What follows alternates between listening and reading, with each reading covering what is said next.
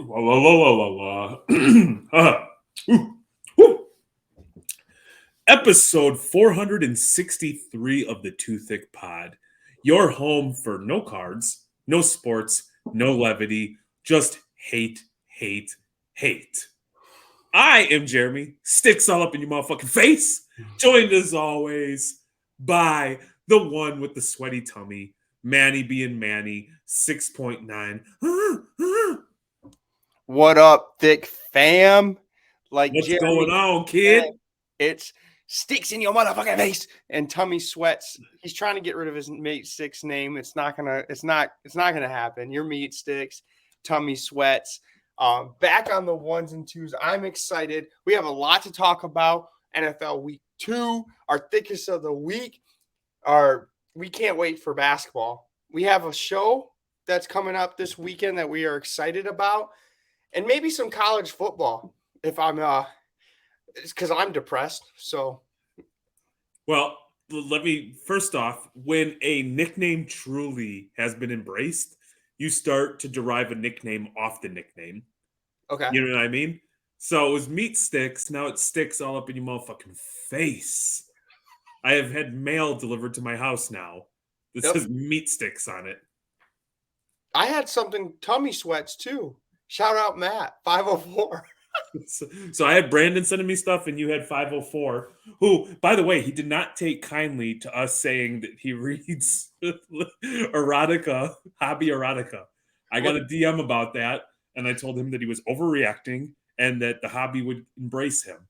Now, exactly. I understand in this moment, we've gotten a lot of feedback. The DMs have been flooded with our previous episode where people are like, are you being serious? Or that was brilliant. You guys are hysterical. This show absolutely sucks. I knew I should have never listened to you because that was for some folks their first encounter of the Too Thick Pod. Mm-hmm. And so, we were having a little bit of fun because truly the hobby is supposed to be a form of escapism. It's supposed to be fun. And I swear to you, people are not happy unless they can fight and shit all over somebody else. So we thought we'd have some fun. Exactly. I don't understand the hobby. Everyone's yelling at one another. And me and Jeremy are just in our own lane, just like, do. We're buying and selling, making friends. It's so funny. I'm like, man, this card is so cool. But I'm like, oh, shit. Who am I to share a card on my Instagram? Yeah. Because I know somewhere in some group chat, somebody's taking a picture and being like, this card sucks. This player sucks. Why would you ever buy a basketball card? Basketball sucks. Mm-hmm. And we're all going to die. So we just want to have a little fun with it. Yeah. Who am I to buy Cade and Chet and tell you everyone that I'm going to sell it before the season starts? Yikes. Dude, let me tell you something. This past weekend, watching the Bears play like complete and total ass. Bears down. And thinking about selling all of those Justin Fields cards and every football card I had before the season and internally battling with the pull that, like, man, maybe you hang on to it because what if this player totally balls out? Wouldn't you want to have a little something? And then just watching, like, Joe Burrow struggle and knowing that I got rid of that. It has been... Ooh, yeah. That was a big one. Very cathartic. Herbert. It has been like I got rid of the I got rid of the Herbie too. Yeah, and Herbie too. I got rid of the Herbie too. But to like be able to just sit and watch, and I would be lying if I said enjoy football. Yeah, like in theory, or the idea would be to enjoy football. But when you're a Bears fan and they've started out 0-2 and they're going into Kansas City next week, so realistically, you're starting out 0-3, and there's not many teams that come back and make the playoffs after starting 0-3. From the sense of my hobby lens, if I were to put on my hobby glasses, being able to sit and just watch football and not have any cards tied up in it, has been mighty fine. Well, I got a question for you. But I hope to provide an answer that is satisfactory or exceeds your expectations, sir. Okay. Please come with question. All right, I hope so. So this comes where I think you guys did the right thing by trading the number one pick this year because the rookie quarterbacks are not up to standard yet compared to recent classes. I don't think they're as good quality. So you trading the number one pick. But if you guys are competing with the Cardinals at the end of the year for the number one pick and you happen to because I think you guys play the Cardinals like late in the year, and it'd be funny if it was like the battle of first pick, and you happen to lose. Are you guys trading Justin Fields to get Caleb Williams? I believe if they finish in a position where they're contesting for the number one pick in the draft, I think you answered the question for yourself. That means the quarterback play was not there. Ryan Poles, who's the general manager of the Chicago Bears, inherited this quarterback. Yep. And I think he, in his mind, he's done a fine job putting some weapons around him. The offensive line still needs to be shored up, and the defensive front needs to be able to apply some pressure to the quarterback so that defense can get off the field. But I think if you finish and you're like 3-14, 2-15, I don't see how, unless the Bears are losing games 42-39, and Justin Fields is absolutely balling out via the arm. Everybody knows that he can run. I'm so tired of like that he's a scrambling quarterback. It's like a lazy national narrative. But I do think that if we're in that position, that you're going to be looking at the Bears looking to make a change at the quarterback position. Don't you hate national like narratives? It's happening to my team too, and we're 2-0. Yeah. So supposedly Dak's the worst quarterback. Everyone on ESPN saying that it's Dak's fault, blah blah blah. We're 2-0. We've scored what 30-10 and 40-0. So you've outscored opponents 70-10 this season, and it's Dak's fault. That they're undefeated. Undefeated, they lose. They're going. It's his fault for the future when they lose. I think that people have a tough time of like something last season doesn't mean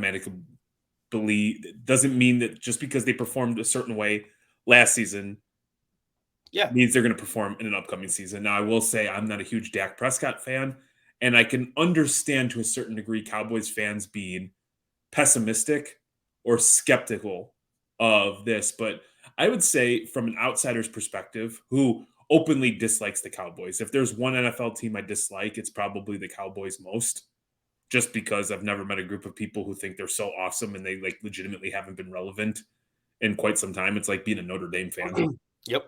Like those people are unbearable. They think there's some prestigious program that competes for national championships, and they don't.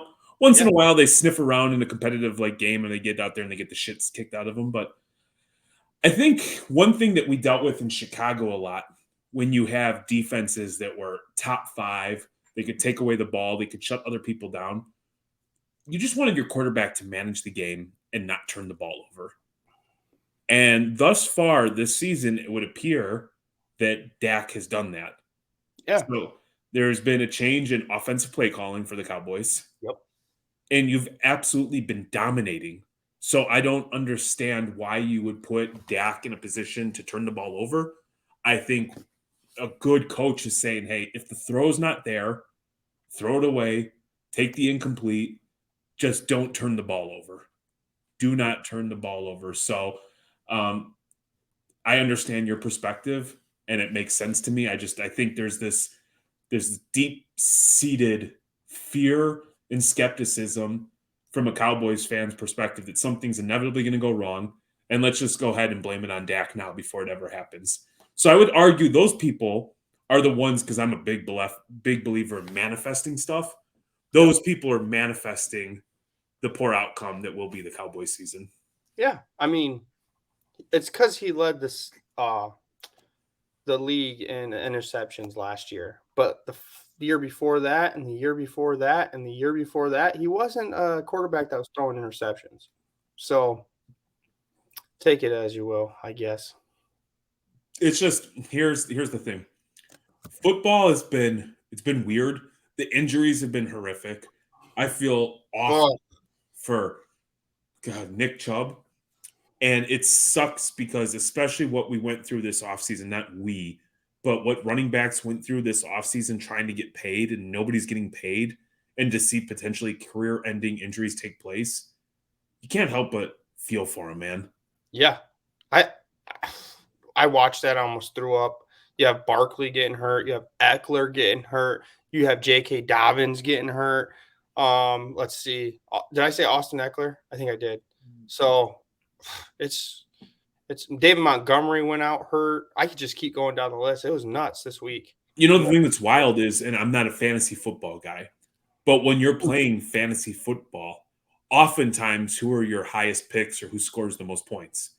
So yeah, it used to be it's China. It's like shifting right now. Most people wanted running backs first because they touch the ball the most, right? Yeah. Yeah, Like you love the idea of somebody who's gonna, run the ball 20 to 25 times and potentially catch the ball 5 to 10 times out of the backfield. yep. So, like from a fantasy perspective, it shows you how valuable they are. But in reality, the way they're viewed by teams is because they take that wear and tear and that beating that they're not paid. And so it it kind of scares me for down the road of what if there's like the next Barry Sanders or some of the awesome running backs that we've seen that never actually go because if I'm a coach or I'm an agent or I'm a parent as my child is coming up or the child that I'm responsible for, I might be persuading them like, hey man, wide receiver is a better option, or being Quarterback. a quarterback, or getting a little bit bigger and being a tight end or something like that. But sure as hell, not a running back. No, how they're used, it's insane. And like you said, there'll never be another Barry Sanders, Emmett Smith because now teams are going to running backs. Yeah, And I think they need to start canceling the Monday night games, by the way. Did you see that article about the curse? yeah. So 4 Monday nights, Monday night ago, so this went into last season. That's when Kyler Murray tore his ACL. Then DeMar Hamlin situation where he passed out on the field. Then Aaron Rodgers, and now Nick Chubb. It's been 4 Monday nights in a row where someone got like could be career-ending injuries, but it's crazy. Now let me just share you something, right? Yeah. This is annual average. Okay. Yep. This is just, I think this is just simple math. This is from USA Today. And your highest paid, I'm just going to go like 9 to 10. Your highest paid tight ends, Giants, Darren Waller, $17 million a year. George Kittle, 15. Travis Kelce, 14.3. Dallas Goddard, 14 and a quarter. Mark Andrews, 14. Evan Ingram, 13.75. David from the Browns, 13.68. Dawson Knox, 13 million a year. Travis Henry, 12.5. Cole Kmet for the Bears, $12.5 million. Okay. Yep. Are you with me? Yep. At $12.5 million, his equivalent this year in the NFL is Derrick Henry. That's insane. If I have $12.5 million to spend this year, I want Derrick Henry 1 million times out of 1 million. Exactly. Like now, granted, some of these tight ends, there's going to be a little money baked in for their ability to block, but you can't tell me all of those. Like it's wild. It is absolutely wild. These guys get paid, and it just absolutely sucks. You feel bad for them on their behalf because they're trying to get a paycheck, and potentially Nick Chubb's career is Done. done. And and if we go card related, that's why no one really buys into running backs. No, Why? no, not a chance in hell, man. No, they get one hit, they're done, and your cards go to zero.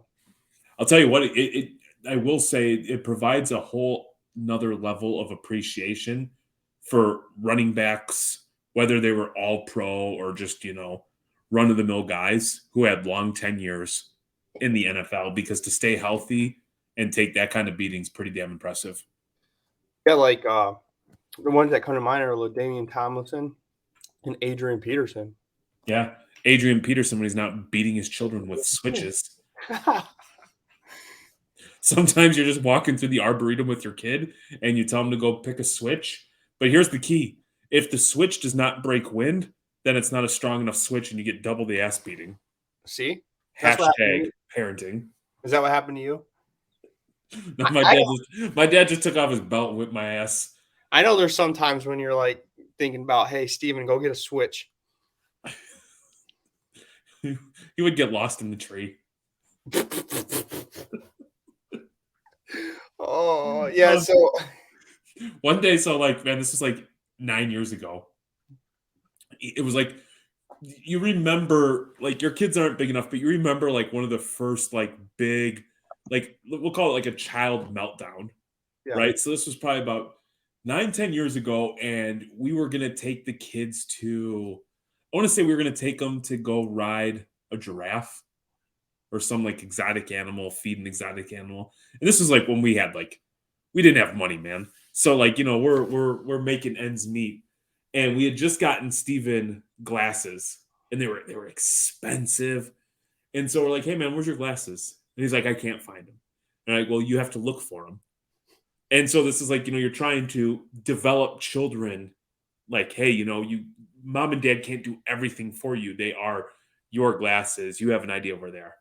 So he's doing this whole like, and I'm sure you do it with your kids. You're like, hey, go get your shoes, sweetie. And they're like, I don't know where they're at. And they could be sitting right in front of them. Yep. It was like one of those things. And we're getting aggravated and aggravated. And he's like, you know, Steven used to be like, he would just say crazy stuff. So he's like, maybe they're outside. All right, man, go look for them. So he's out in the yard. And I look out. And he is like this. There's no trees. There's no nothing. Like the yard was like kind of like almost think of like open. And I was like, hey, bud, I don't think the glasses are in the clouds. I could be wrong, but it's just not how I would choose to utilize my time searching for the glasses. So, to make a long-winded story even longer, the glasses, he sat them on his desk, and the whole afternoon ends up being ruined. Like, I lose my mind to the point where, like, no, no, no. And then Courtney loses her mind. The kid's not trying at all. Like, he sets his glasses right here. So finally, we're like, we'll find them. And I'm like, where the hell are they? I'm preparing myself for the worst. His dresser drawer was open like this much. It's like he must have sat them there and they just rolled into the dresser. And like after 8 hours, somehow he never found it. So next time you interact with Steve, maybe Saturday when we're at the Lansing show, you can just be like, hey man, where'd you find your glasses? I will. Steven's the best. Oh man. So basketball round the corner. Are you pumped for your Bulls, your Patrick Williams to go up 10 times? Like we talked about in the last episode, you can't sell those things anymore now. Whoa. You can't sell them. That would be the greatest pump of all time. Yeah, you. Single-handedly, I impacted the entire Patrick Williams market. Yeah, you have every card. So I'm trying, man. I won a P-Dub Optic Gold on-card auto, and all I could do is think of you. oh, because of the optic card I found at the National. It is the same exact card. Oh, is it? Yeah. That's awesome. This one was raw, but I saw it and I'm like, I have to have it. Dude, that when I saw the optic, that's when I first realized that like optic cards were on card. Like I really didn't pay attention. And then you look at Prism because we found the Prism one too, and it's a sticker. And then I couldn't grasp my head around why people want Prism rather than optic. And that was my biggest like issue for a while. And I still don't understand. Yeah, I love the optic. Like once in a while, like not once in a while, probably like once a week, because there's just been like so many cards added to the case, or like now we've got them like in the Zion case, and ultimately I think they're going to be pulled out of the case and put away for safekeeping. We're like, what's your favorite card? Or like, what's your favorite card that's an on-card auto? What's your favorite one of one? What's your favorite patch? And so like having those conversations, but I will tell you, oftentimes regarding autograph, it's the optic. The Yeah. gold or the black one of one with the on-card auto is wins a lot of debates here in the Reckless household. Oh yeah. I mean, he touched it. He physically touched the card. You know, this is going to sound ridiculous. I've never thought of that. Yeah. That's never been appealing to me. That like I've actually never thought that he handled those cards. He touched his nuts, his sweaty nuts, and then touched that card, and it's in your possession now. He's, you know what? That probably makes all the sense in the world because he seems like such a sweet, nice young man who's well raised. Yep. That behind closed doors, he's like secretly Right. dragging his sack across cards. Oh yeah. He probably had, one of his girlfriends come over and on the table with the cards. So Man, I'm just hey. hey, babe, BGS, why is there a hair in my card? Yeah. Game used pube. Yeah, that's gotta be worth 100. There's people in the hobby that will pay big top notch money for some pubes. Oh yeah, and they would also hate on you too. Oh yeah, true. And that might be the one time that, like, rightfully so, Yeah. where like, hey, you know what? You got the Dick's Sporting Good relic, but you do have, in fact, a game used nappy tight one. Yep. Game used condom on it. I did see, and I have to ask, but I did see PSA graded a Odell Beckham Jr. Magnum card and Magnum the condom. I No. have to get this. I have to find it when it's posted without context. Yeah. You people will know exactly what I'm talking about. That's actually pretty cool. Yeah. What brand is it? I'm going to try to find it while we speak, but I am in fact excited for basketball. The older I get, the more I think basketball is becoming my favorite sport to watch. I love that it's not once a week. I love that it's nonstop action, and there's so much awesome talent that I really enjoy it.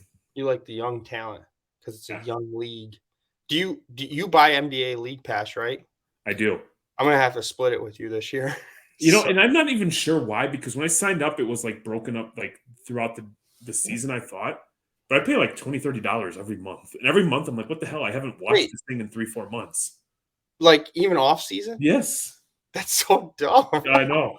And it's like one of those things, have you ever seen those like dumbass Instagram ads where it's like, hey, did you know you've got 3 Netflix subscriptions? Or it's like you're paying for DoorDash when you've got a Hello Freshie like food delivery account and it makes the weird sound effects. I feel like that's targeted at me because every time I see that damn subscription come up, I'm like, I haven't watched NBA League Pass since like April. I'm I'm more excited for G. Can you watch the G League on the NBA League Pass? I think you can. I've never attempted to do so. Why do you ask, young man? My boy that I met at the Panini party is on G League Ignite this year, and he's projected to go top 5 in the NBA draft. Oh, So sweet. he's on Bowman U. I'm in trying to collect. Me and Evan. We're trying to collect together. We might try to go in on a big card of his and split it. Oh, that's cool. So yeah, we're big fans of him. He's pretty good. Dude, that is Well, rad. I need to figure out how to watch that. Watch G League. I'll tell you one thing that has been enjoyable ever since Courtney and I went into business for ourselves is there's a lot of stress and strain that's unique because before you always had, you knew where your money was coming from. Yep.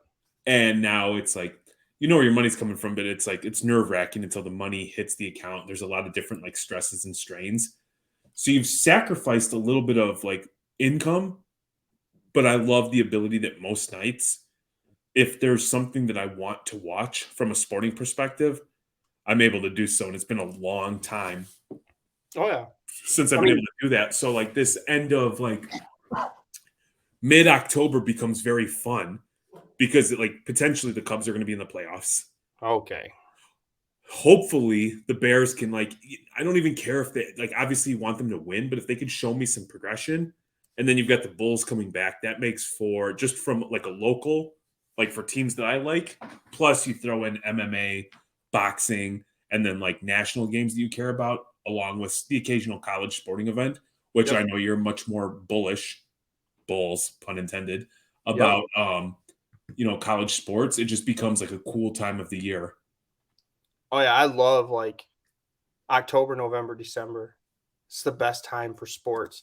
Like like you said, I'm a big college basketball is my favorite sport all time because I always feel like like the atmosphere at the games means more than at the NBA level, and they're playing to get to the NBA, so there's a lot of passion that goes into the game.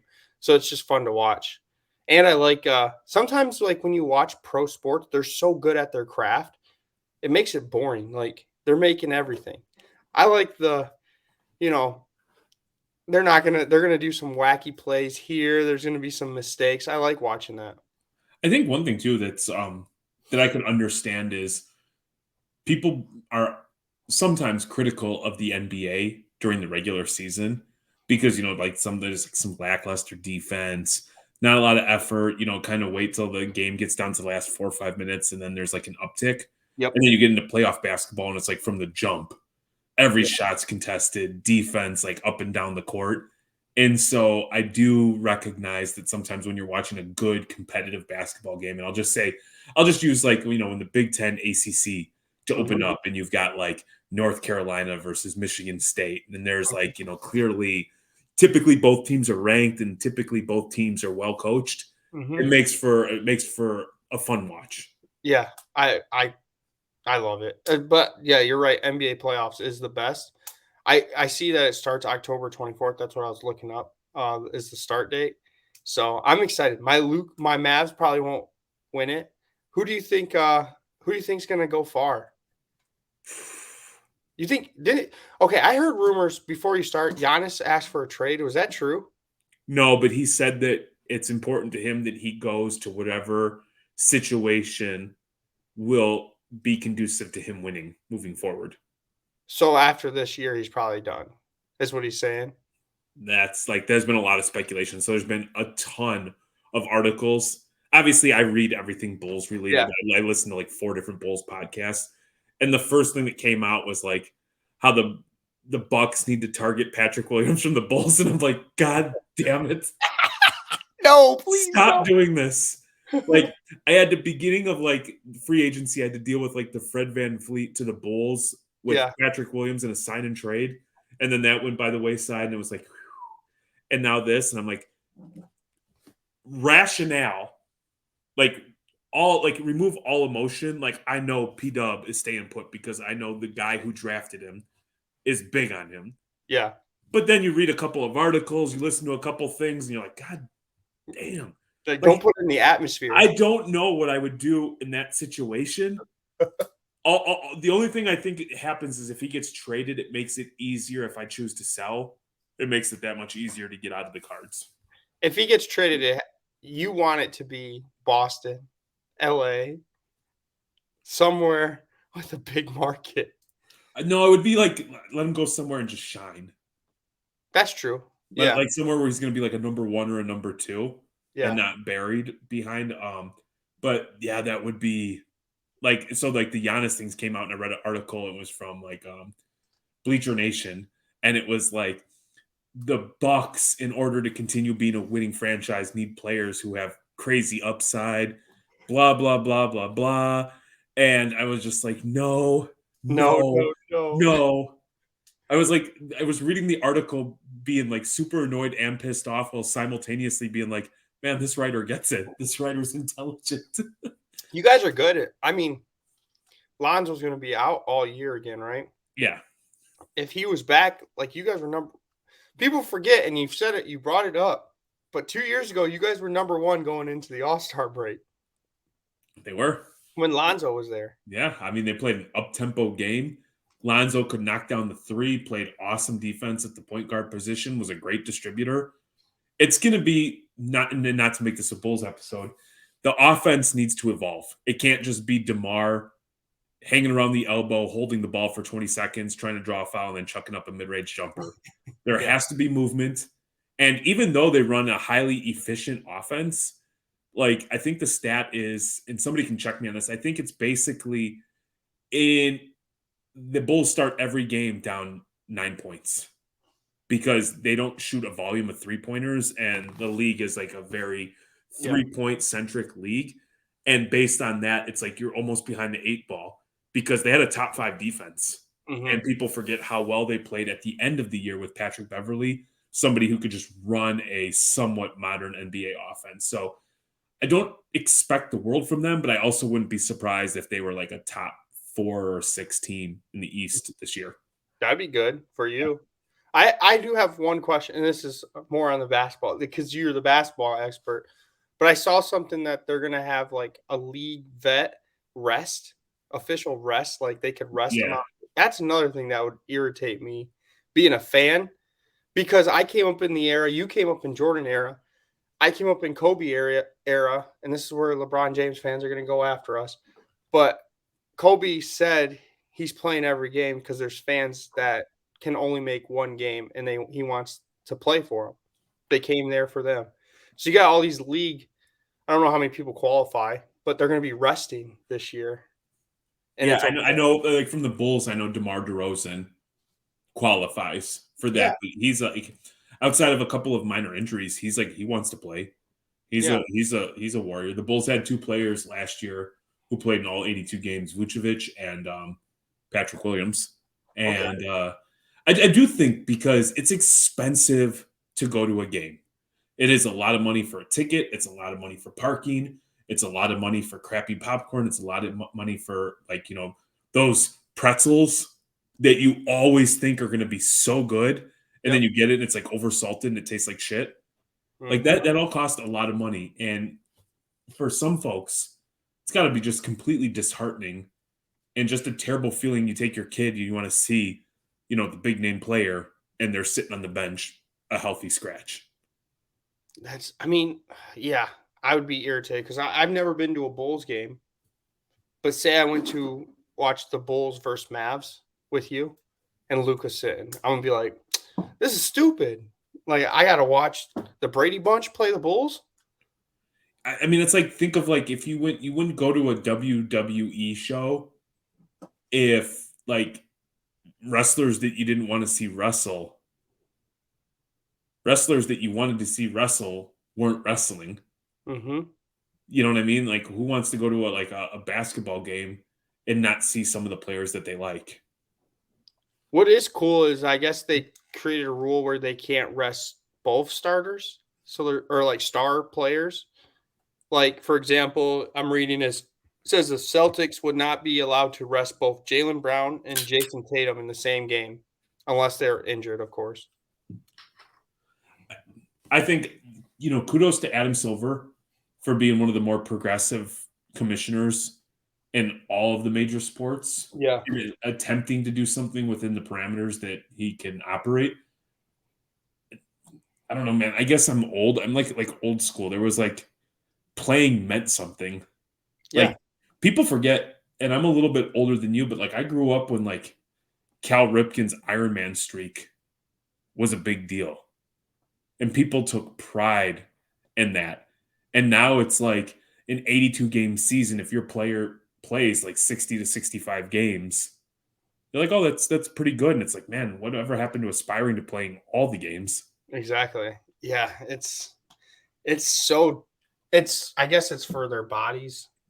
No, I mean, I can understand now. Like simultaneously, like, I can understand that. Like if I'm an Mhm. owner and I invested $250 million in a player, like a Tuesday night game against insert shitty like the Bobcats. Yeah. I like how you did a name that doesn't exist so you could So I know was, you know what I'm saying? Like I was trying like to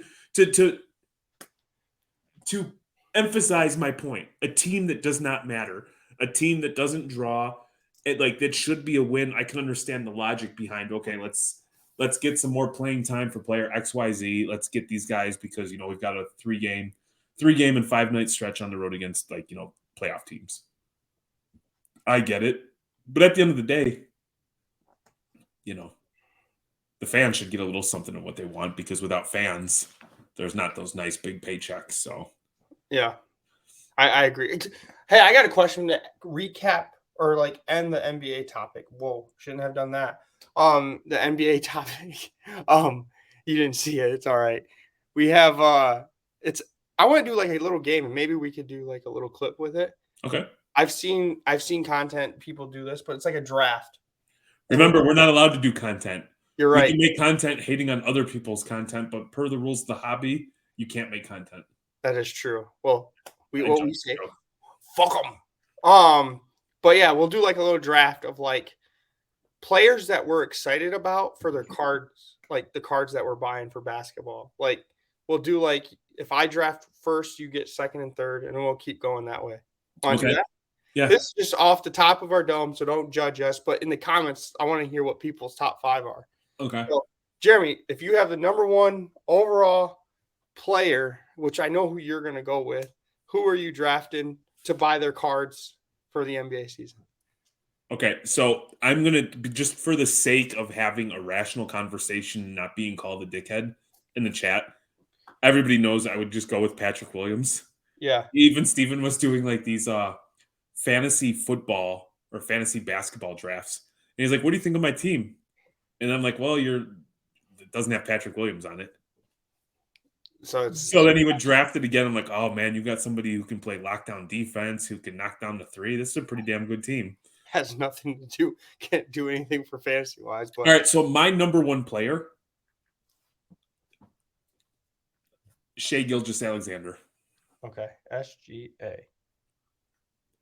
I'm gonna see if I could actually do a little graphic about it. Now, mind you, my goal, and let me put a couple of let me put a preface on this.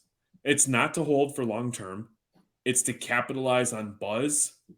And I will, like, my thought with him, and I did, just full disclosure, I just got an SGA Prism Gold Mosaic rookie. You pumping bitch. Everybody's chasing Chet. Yep. Everybody likes Josh Giddey. Everybody likes Williams. SGA just led the Canada team to a very strong showing. The guy can ball. Okay. He's number 3 in top 25, under 25, trailing only Luka and Jason Tatum. Mm-hmm.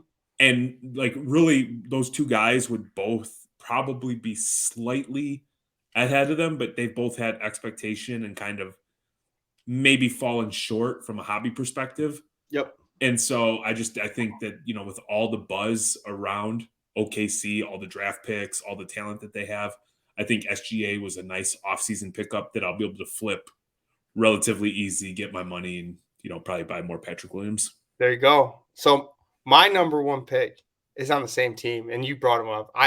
You got to go Chet. I'm going Chet, and the reason I'm going Chet, he's considered a rookie this year. People are still hyped about him because he hasn't played. He was the number 1 rookie going into, or the number 1 high schooler going into Gonzaga. He's a baller. The problem is injury prone, right? Blah, blah, blah. But the hype is there. That's my number 1. My number 2, because it's a little snake draft, right? All right, so, can I say something? Yeah. We never talked about this. You just made this up, yeah. which is it's fun. I'm sure people will fucking turn this off. But I think what's crazy is both of our reasoning, and we've never talked about this. No. It's like they're piggybacking off of one another. So they both kind of, your pick makes my point and my point makes your pick. Exactly. Yeah. Look at us. We're like intertwined. Yeah, we're all right. So you've got the second pick in the too thick 2023 NBA bullshit draft. Yep. And you know who my second pick is because I have his cards. Luka. It's Cade because of the region we are in. And this is just based on our region.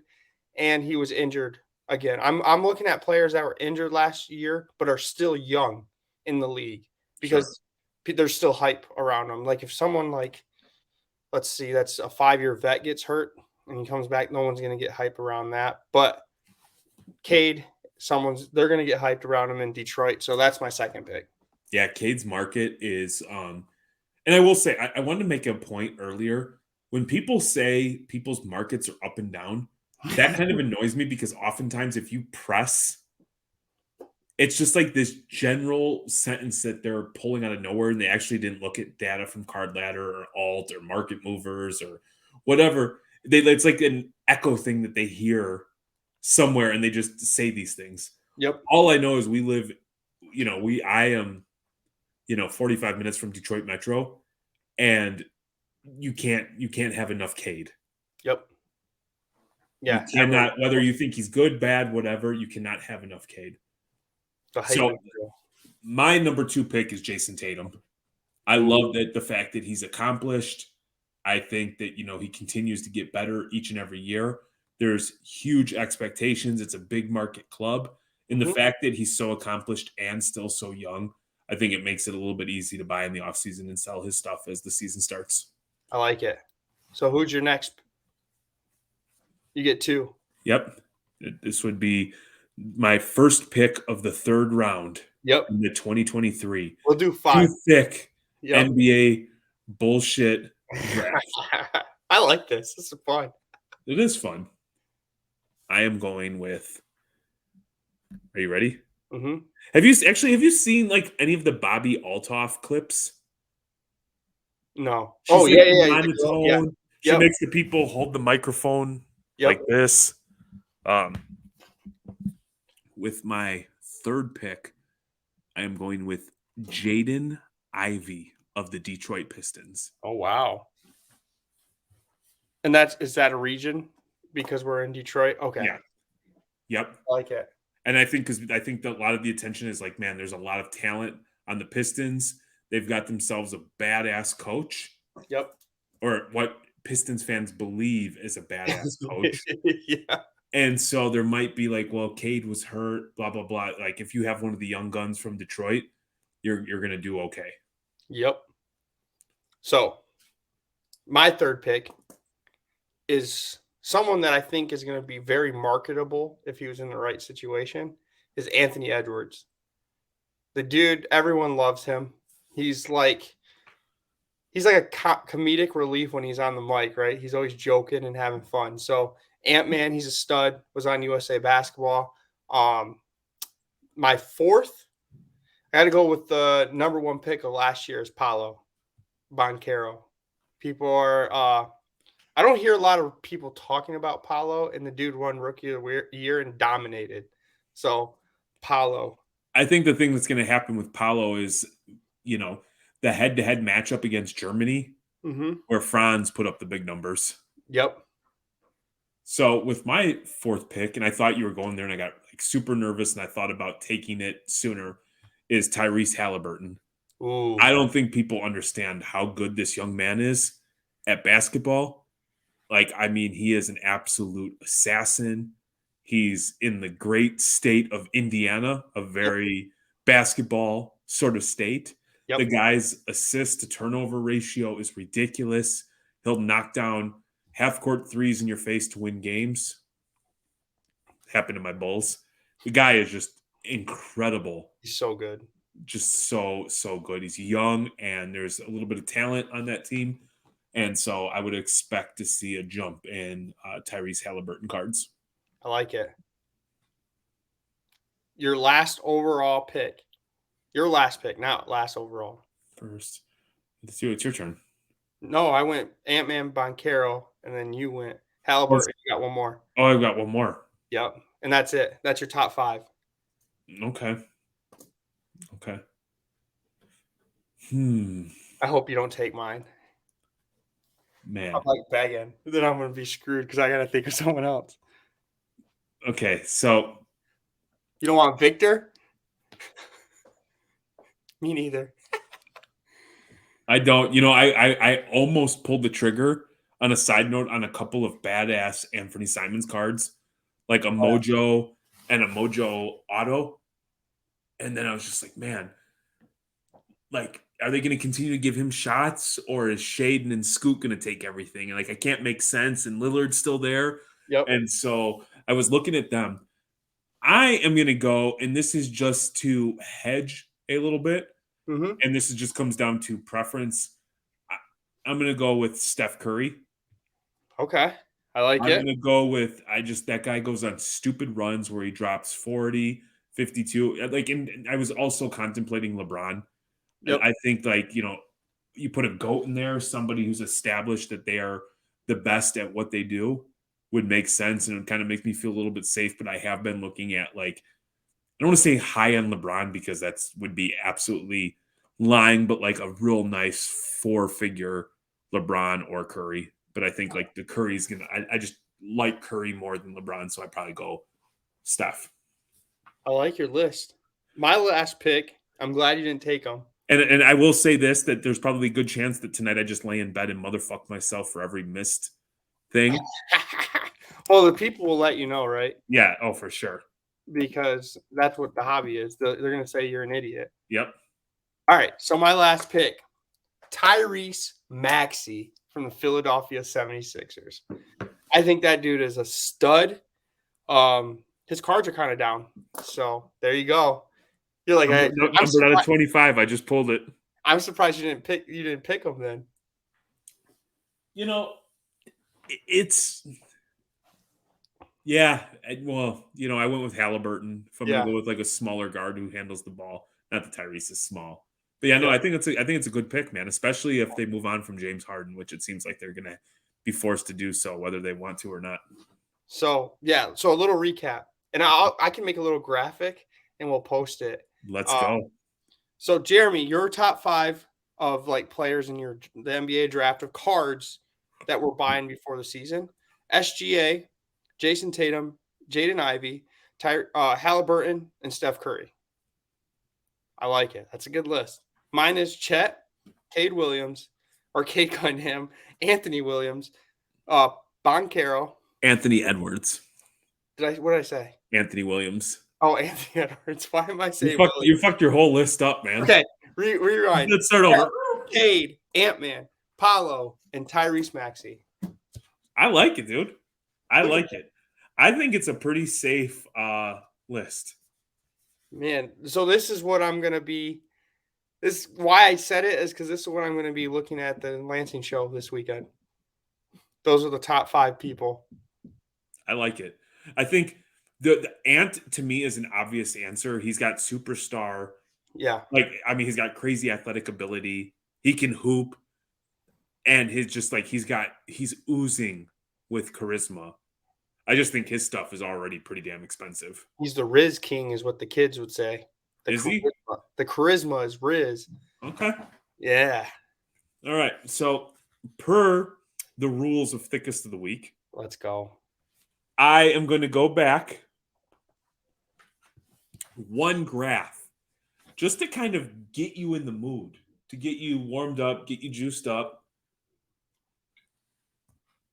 And we will continue to knock out this erotic novel that, quite frankly, is too hot for TV. She needed Daniel in her life. She needed that neck in her life. She craved him the way a dingo farmer craves a cold Foster's beer on a hot, sweaty Northern Territory day. This is after she ate an awesome blossom. She needed him the way that Nikita Maspin needed his dad's money to get an F1 seat, but he seemed like a faraway dream. Before we get into this, I just love the side swipes. That's like how much of a badass Anita Driver is, that she's just going to take swings, and all these other hack has-been wannabe Formula One drivers can get that smoke. She is treating people like they're Manny in a group chat. Just unnecessary smoke headed their way. All right, so let's get into it. Besides, she had sworn off dating anyway. After a string of terrible guys, she had put her body and her heart in Park Firm. If you could Google Park Firm, I would appreciate it. That's PARCFERME, and it's E with the thing over the top. No one was allowed to touch except for maybe Inspector Seb. I have no idea who Inspector Seb is. We're going to have to get into this. It was a typical Tuesday evening for Emily, sprawled on her plush, gray couch, watching a replay of the 2018 Chinese Grand Prix, a race she had watched Danny win so many times. Get it, girl. Get it, she mouthed along with Daniel's voice on the team radio. Suddenly, Emily's cell phone buzzed on the coffee table, shattering the focus she had on the television screen. Glancing at the caller ID, she saw it was her friend Lisa, a petite, vivacious woman who worked as the guest services manager at one of the city's most luxurious hotels. Lisa, what's up? Couldn't help myself, I had to read that in Budweiser voice. Emily asked, hitting the mute button on the TV remote. You won't believe who just checked into the Hotel M. Lisa squealed in excitement. Emily could hear the chatter of the hotel staff in the background. Who? Emily asked, her curiosity piqued. Lisa was not one to get easily excited. Over the years, she had seen countless celebrities stroll through the hotel's grand lobby. Your dream man, Emily. Daniel Thick Neck Ricardo. Lisa finally spilled the beans, barely able to contain her excitement. Emily's heart skipped a beat. Are you serious? She asked, her mind racing faster than the cars on her muted TV screen. As a heart attack, he's here for the Wrangler Jeans Coca-Cola Kentucky Grand Prix. And guess what? He'll be here all week.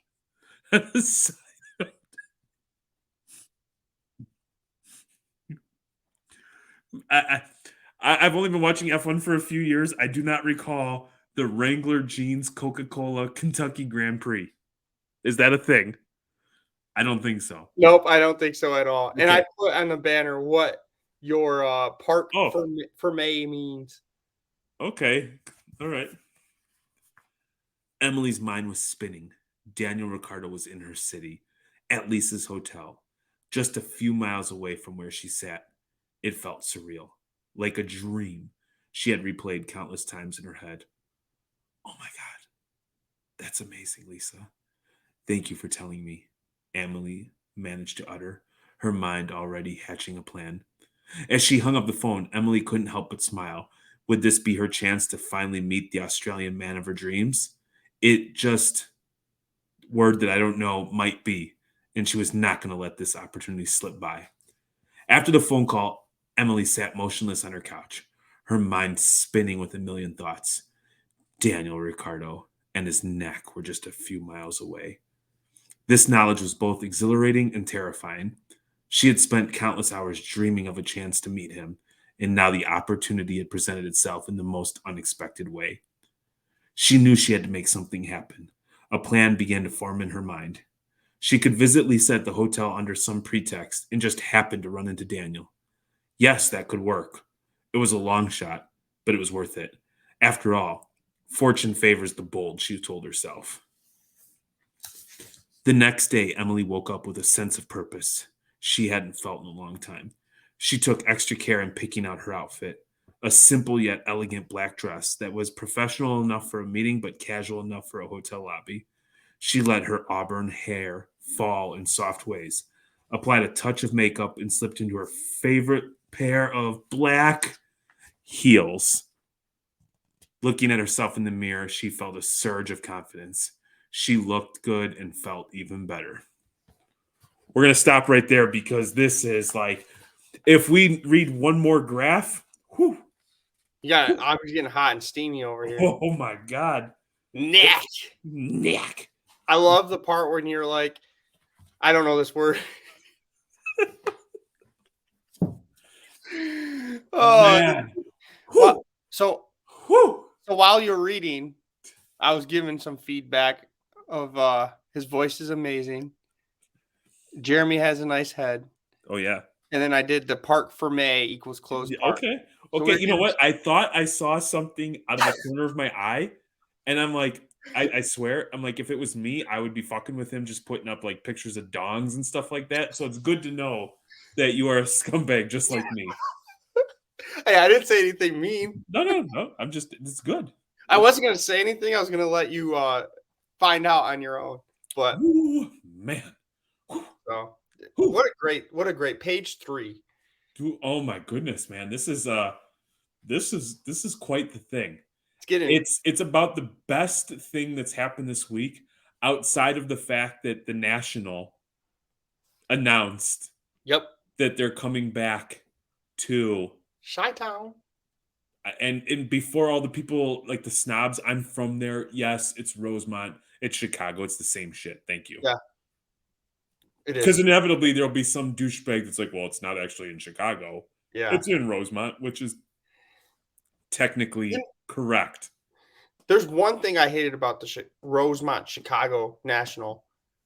Those assholes at the tolls trying to scam me to paying more than what I owe. I have spent countless hours and countless $20 fines for going through the open road tolling and not paying it in the appropriate amount of time and just eating the fees. Yeah. I feel your pain, my friend. No, these assholes had construction through each toll. And then when I tried to call a week and a half after the National, they said, we don't have your car on file. You're okay. I just got in the mail that I have like fees Yep. after I called them, and it's $10, but it's the principal, and I'm going to give them a call and be like, no, take the fees off. I owe $4. I'm Here's not the paying thing. the extra. To their credit, now I haven't called this year, but I've been calling every year. And you know what's wild is you can link the transponder to multiple cars. Mother. And what's happened is because I've switched cars every year, Yeah. it's like one of those things you forget to do until like you go through it. They're really good if you call and explain they'll waive that like it used to be $20. The fact that it's 10, they'll waive that fee and you just pay the toll. Yeah. I'm like, it's 10. My wife was like, it's just $10 paid. I'm like, it's the principal. So we just got $100 ticket. It was like 98 and some change the other day when we went to that Cubs Tigers game. Yeah. There was like some new parking thing, so the gates were open, and you had to download some app where you're like 2 stories below the earth, so there is no cell service, so you can't use the QR code. I suppose you could have taken a picture, but whatever. So like we were getting ready, we pulled up, and the gate opened, and so I was on some shady ass business, so I just drove out, and so I was like, hell yeah, just save $25. And you Yep. know, I don't give a shit about money, so saving $25 meant nothing to me. Yeah. But I was just like, hell yeah, finally the little guy catches a break, blah, blah, blah, blah, blah. Well, we got a ticket in the mail. I'm like, what the hell is this $98 ticket? She's like, remember that $25 you thought you saved from parking? Yeah, it's $98 now. Dude, they'll get you. I'm just Oh, gonna, especially in man. Chicago. The government does not play games when it comes to their money. They sent me a picture of my license plate. Oh, yeah. Everything. I was like, I know I went through there. I called you about it. They can catch a car going 90 miles per hour through something, but planes can just disappear and nobody knows where the hell they're at. Exactly. Doesn't make any sense. So Well, yeah, it's cool that the Nationals coming back to Chicago. I thought Atlanta was interesting. I've been to Atlanta. I've been to Buckhead like a lot, and I've always had like a very good time. It surprised me because I've never heard one person like we had a very good experience in Atlantic City, but Atlantic City and the surrounding infrastructure was complete trash, in my opinion. yeah, So for them to get 111 votes, I thought was odd. it's because they were offering $1,000. They're basically bribing people to pick Atlantic City, and it didn't work. Never. I I was more complaint like here's my fat Manny story. I was more upset that we couldn't find a place to eat and missed like a whole day at the show because every restaurant we went to, all the workers were overwhelmed because they didn't expect the convention to be open and there'd be thousands of people trying to eat. That we had to walk all the way to the boardwalk to eat at a place that we saw people quit because there's too many people coming in. I saw you make that point, and I forget who it was, and I don't want to put him on blast too bad, but it was like it's who you know. I'm like, no, man. Like everybody, we had plans like damn near every night. Yeah. Trying to break out and grabbing like a midday lunch and Yeah. having to walk an hour away because nobody's properly staffed and supported, Dude. ain't it? The Caesars. Remember the Caesars casino? Yes. Nothing. We kept asking for like restaurants. The workers didn't even know where the restaurants were. Dude, I thought I would never eat at a Rainforest Cafe. I've never been so happy to eat at a dirty Rainforest Cafe where half the staff just quit. Yeah. It was insane. And then we waited like 2 hours to get our meal. Hey, then we went to the Borgata and got drunk with Cousins Collectibles. There you go. That's a good thing. And you won money at the Borgata. Yep. And then So, on a show that I wasn't going to buy anything, I balled out and spent more money than I've ever spent at a card show. yeah, Kaylee keeps getting the Borgata sending them like, you want to come back? I'm like, no, I don't. He's like, the Borgata's nice though. I'm like, yeah, it's the only thing. What do you want me to do? I drove by Firekeepers today, and they've got some event where it sounds like they're going to be giving away $185,000 in cash Yeah, for don't some talk.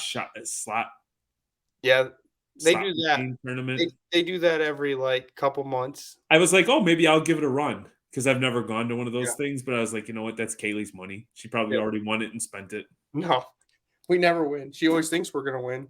So Don't we all? Yeah. It's Kaylee, baby. love her to death. Yeah, this was a good episode. It was good to talk about cards again, Yeah, even though we hate cards. You know, we buy cards, even though we know it's frowned upon. We talk For about sure. cards, it's frowned upon. Everybody hates everybody. Cards suck. Being in the hobby in itself sucks, but it's good to be back. I feel at home. Yeah, I like the little game we played too. Maybe I'll try to think of some games. Yeah, some more games, more spontaneous games. Games, yeah. So, but what do you want the people to do, Jeremy? Smash! Woo! Smash, smash, smash. That might have been excessive. Courtney's probably going to be like, I just got the kids to sleep, you piece of shit. You're in the doghouse. Oh, yeah, There's- it's 11 there's- o'clock. Hey, there's your bed. Lala lost her first tooth today. And by Yeah. lost her first tooth, it's been loose for like a week. And everybody's like, hey, Lala, let me rip your tooth out of your head. Yeah. And so like she gets like terrified. And so like the other morning, like she was sleeping, Courtney's like putting her hands in her mouth. And I'm like, dude, get your hands out of her mouth. Lala wakes up and Lala's big personality. Yeah. She's crying. So finally the tooth was extracted from this poor girl's head today. And I'm sure because she saw what happens with Kaya. So in Lala's mind, for whatever a 4-year-old can think, she's going to wake up tomorrow and be a trillionaire. Oh yeah. You're gonna give her? The tooth fairy is gonna give her what? $800? Shit. You know, a to-do list.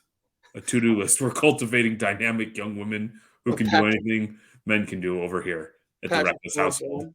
I'm not giving her a P. Will. Maybe I'll give her a. She could have a Gretzky PSA 3. Oh, there you go. That's like, No big like deal. $500-600. There you go, Lala. Well, Thicklows, I hope you enjoyed your hobby release. We will be back shortly. And until then, we love you guys. Peace. I don't really love you.